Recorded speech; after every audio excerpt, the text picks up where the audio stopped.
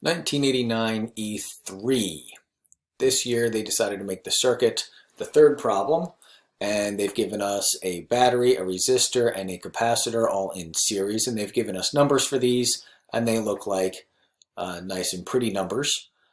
So for part A, we're going to charge up the capacitor, and when we're done charging the capacitor, all of the voltage of the battery is going to be reflected as all of the voltage of the capacitor. So once it's all charged, when we go around the loop, we're going to have the voltage of the battery brings us up. There's not going to be any current. And then there's going to be the voltage of the capacitor to bring us back to the ground safely, and we'll be at 0. So the voltage of the capacitor is going to be equal to the voltage of the battery.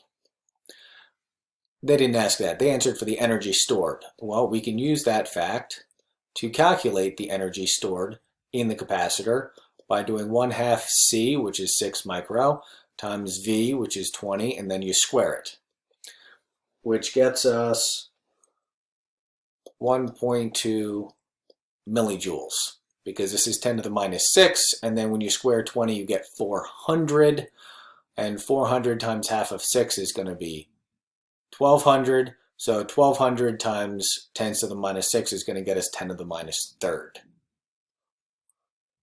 All right, part B. Now that we've gotten our minds around this circuit, they're going to change the rules on us. Now we're going to increase the spacing between the plates. Well, how much work is going to have to be done? Well, that's going to be related to the change in the voltage. So for part B, it looks like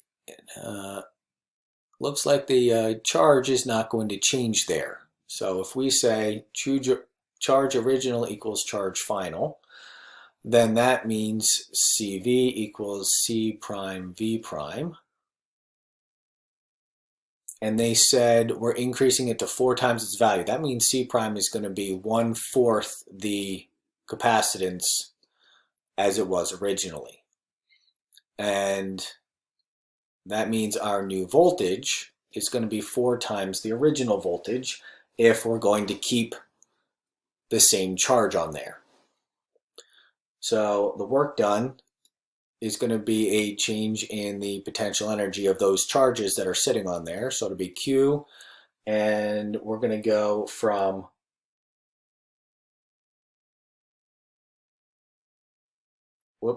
hang on a second. We're dealing with a capacitor here, so we can't just do QV. We have to do 1/2 CV squared. So this guy is going to be 1/2 C prime V prime squared minus 1/2 CV squared. And this guy is 1/4 the original guy, but this guy is 4 times, and then you're going to square it. So once we've done that,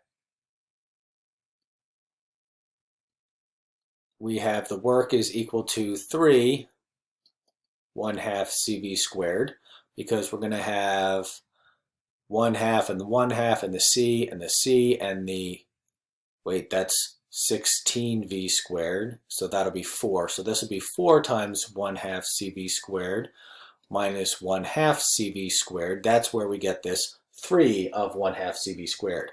Well, what was the original 1/2 CV squared? That was 1.2 millijoules. So the work that's going to need to be done is going to be 3 times that, or 3.6 millijoules. All right, part C, the current in the resistor immediately after. Well, we just went from a voltage to 4 times the voltage. Doing that is going to produce some current in the resistor. So V equals IR, and jumping to 4 times the voltage of the battery,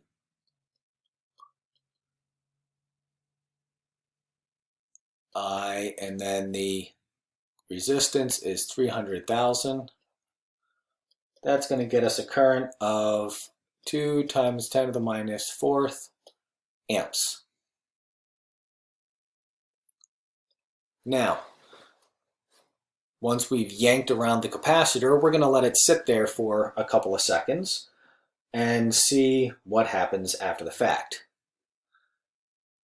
Now that we've done that, how much charge has moved? Well, we can figure out how much charge was on there originally by doing 6 micro times 20. That gets us 120 microcoulombs. And then when we yank it, so that's the original, and then here's the final. And then once we yank it to make the capacitance, the distance between the plates, which makes the capacitance different, that's going to be, let's see here, that'll be C over 4, but then for voltage. Nope, wait a second, sorry. That 4 shouldn't be there because we're still attached to the battery. The battery's still going to demand to be 20 volts. So at the end, this is going to be Q final. It's going to be 30 microcoulombs. So what we're doing here is we have this set up and we let it reach equilibrium. That's in part A. And the capacitor is brought up to 20 volts by the battery. And then in parts B and C, we mess with the capacitor and we do it really, really fast. And what that does is it makes the capacitor momentarily 80 volts here, which is going to force the charges back into the battery, but the battery is set at 20 volts.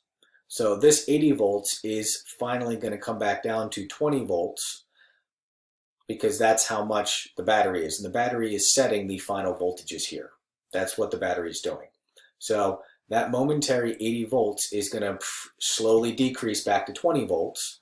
Now, in order to have 20 volts on there again, how much charge do you need to have? You need to have 30 microcoulombs of charge given the new capacitance. So how much charge got pushed back into the battery is essentially what they're asking, but they don't want to say pushed back into the battery because that'll give the game away. We subtract these two guys and we get 90 microcoulombs. And in part E, they sort of give it away. They say how much energy has been added to the battery. Now we've added energy to the battery, but we haven't changed the voltage of the battery.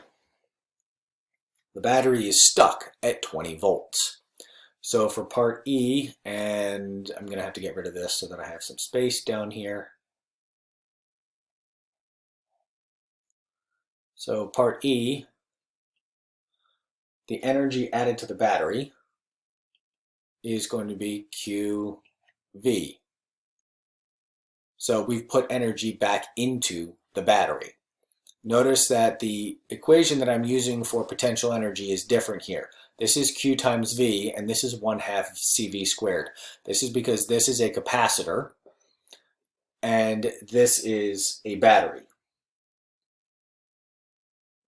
So 90 microcoulombs were added back to the battery, and they were added at 20 volts because that's what the battery is. So this is going to be 1.8 millijoules of energy was added back into the battery. All right, so it spent 1.2 millijoules. We had to do, oh, I erased it, 3.6 millijoules to mess with things, and now we've added 1.8 back in. Well, these numbers don't match up, and the 3.6 numbers don't match up, and that is because through this entire time, every time the charges have moved, we've lost energy in the resistor. Some of the energy from the battery, or going to the battery, has been lost to the resistor. That's why the 1.2 and the 3.6 and the 1.8 don't and are not going to match up.